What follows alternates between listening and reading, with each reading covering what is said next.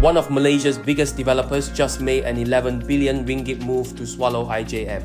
This goes through, Sunway jumps into the same league as Gamuda with 57.8 billion ringgit in total assets. But then suddenly, MACC dropped a bomb. Alleged 2.5 billion ringgit money laundering case linked to IJM's top management.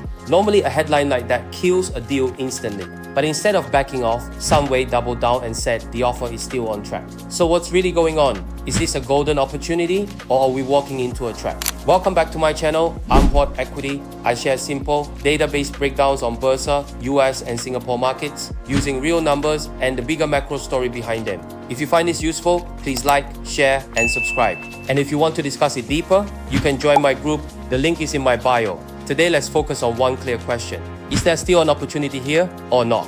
Before we talk price, look at the context. Sunway isn't just buying more land. They are after IJM's crown jewels, specifically Kuantan Port and those massive toll road concessions. As Malaysia enters this new cycle of data centers and industrial parks, these assets are literal cash cows. Sunway is evolving from a developer into a massive infrastructure giant with long-term recurring income. This deal isn't just about getting bigger, it's about getting safer.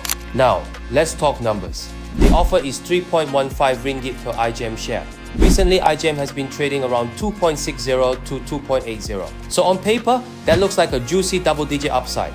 But wait, don't jump in just yet. This isn't a 100% cash deal. It's 10% cash and 90% Sunway shares. That means your 3.15 offer is actually floating. If Sunway's share price drops because the market gets nervous about the merger, the value of your IJM shares drops too. You aren't just exiting IJM, you are being forced to hitch your wagon to Sunway's future. Are you actually comfortable holding Sunway long term? Then there's the MACC factor.